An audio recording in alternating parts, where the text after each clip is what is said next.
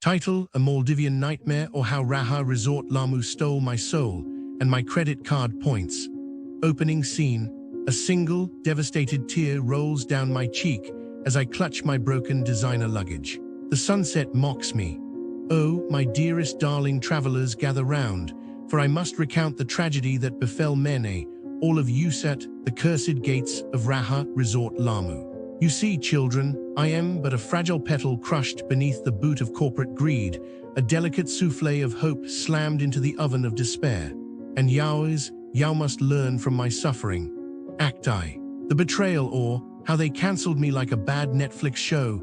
Imagine, if you will, you've spent months agonizing over the perfect Maldives getaway. You've pinned pastel sunsets on Pinterest. You've practiced your "I live here now" actually smirk for Instagram, and then plot twist: Rahaa Resort Laamu cancels your booking 1 week before takeoff. Why? Oh, sweet summer child, who knows? Was it a clerical error? A glitch in the matrix? No, it was malice. Because while they were busy ghosting me like a Tinder date, they still sold rooms online. Do you understand the audacity? It's like promising a puppy and delivering a taxidermied raccoon. And now, because of their incompetence, I am stranded in Mail with 0 luxury resorts, left forced to eat airport sushi like some common peasant. Unforgivable. Act II. The construction site, or welcome to our half-built hellscape. Upon arrival, for those not yeeted into the void, you are greeted by construction cranes. Charming. The resort, and I use that term looser than my XS moralsis, literally a hard hat zone. The pool, a concrete skeleton. The spa, a repurposed storage closet with a SHHH, just pretend sign. The luxury villa, a glorified FEMA trailer with peeling paint and a shower that alternates between Arctic blast and surface of the sun. And let us marinate on the fresh food, which was, in fact, fresher in the Paleolithic era. Breakfast, cold spam slabs glistening with condensed despair. Canned fruit so sad, it made me nostalgic for hospital gel. Oh, and the seafood, oh ho ho, one type of fish. In the Maldives, where the ocean is quite literally teeming with life. It's like going to Napa Valley and being served boxed wine from 2007. Unconscionable. Act III, the staff mutiny, or we ray all trapped here together, the poor hollow-eyed staff, not paid. Some hadn't seen a paycheck in weeks. You could taste their resentment in the lukewarm soup. One waiterbless his soul looked at me with the 1,000-yard stare of a man who'd seen the abyss. And when I asked for water, you'd think I'd requested the blood of their firstborn.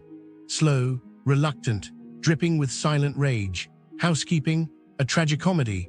They arrive with a single cloth and a broom like Cinderella after the lobotomy and wipe at the same patch of floor for 20 minutes while urine crust festered under the Okay, so I was like looking into things near Rahaa Resort Laamu, just seeing what happens there. It is supposed to be paradise, right? But well, things aren't always what they seem. Businesses around there, especially the smaller shops, they can be a bit opportunistic, let us say. There's this thing that happens sometimes with the local currency. Tourists, they get confused. It's different than what they were used to. Shops will give them the wrong change, not a huge amount, maybe a few dollars, but it adds up, It's enough to ruin a good mood during your 2 weeks at Rahaa Resort.